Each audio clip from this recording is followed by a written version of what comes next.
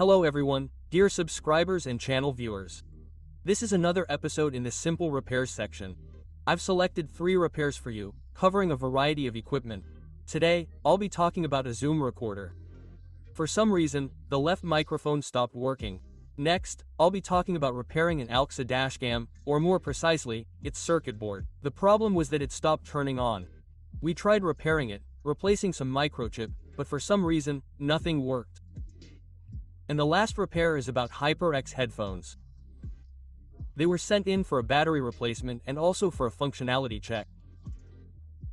I received all the equipment from various subscribers of our channel, who contacted me via donations and emailed me a link.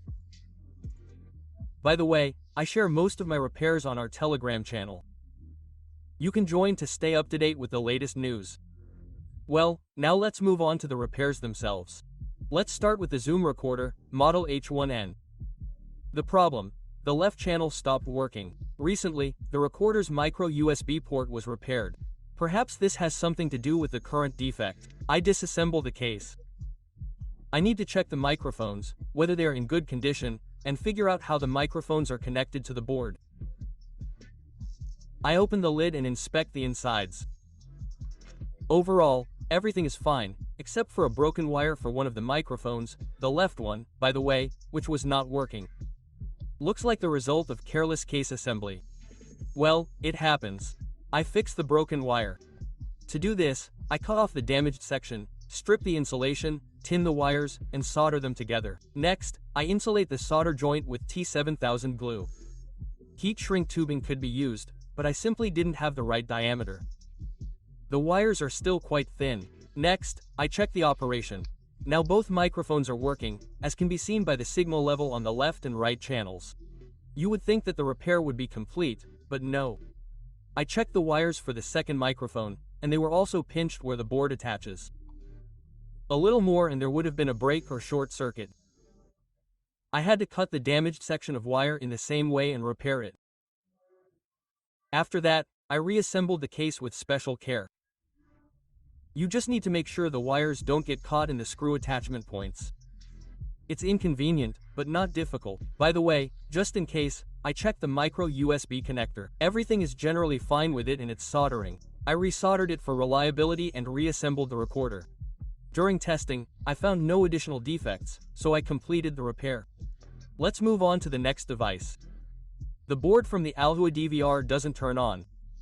Before me, someone replaced the part that was in the bag. I found a soldering spot on the board. They soldered the microcircuit. It's not soldered exactly as it was when it was factory soldered. Some of the pins are just dangling, which is not good. I soldered the microcircuit and demonstrated how it should be. The condition of the new microcircuits in the bag is a little disconcerting. They look rusty or something, covered in a gray coating. Their appearance doesn't inspire confidence in the component's integrity. They look like counterfeit parts. That's what it turned out to be. This microcircuit doesn't generate any output voltage. Incidentally, it's the voltage converter controller. I tried other microcircuits from the package, but none of them worked. The problem lies with the counterfeit microcircuits themselves, because after I transferred a similar microcircuit from another circuit on the board, everything worked. I ordered new microcircuits from a trusted seller. They also turned out to be some gray ones, but after installation, everything worked as expected.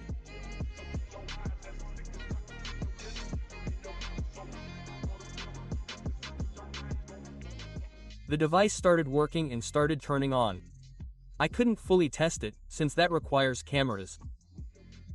But overall, the reported defect has been fixed, and we can move on to the next, final repair for today. HyperX headphones ask for a simple battery replacement. It's located in one of the earbuds.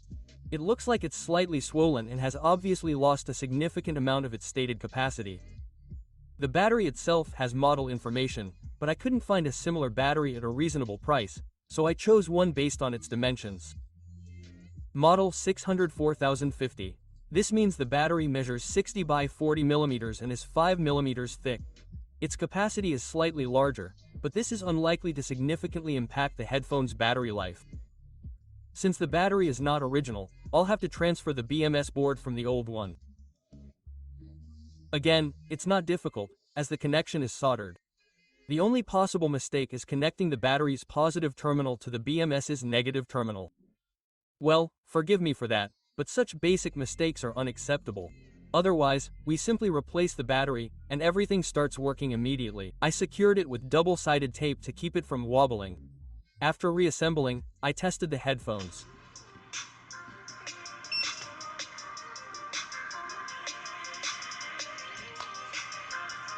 There is sound, and the charging works. I found no additional defects during testing, and that completed the repair. Well, dear friends, that's the last renovation for today, and it's time to say goodbye. Thank you all for your attention, and I look forward to seeing you in future episodes. Until then,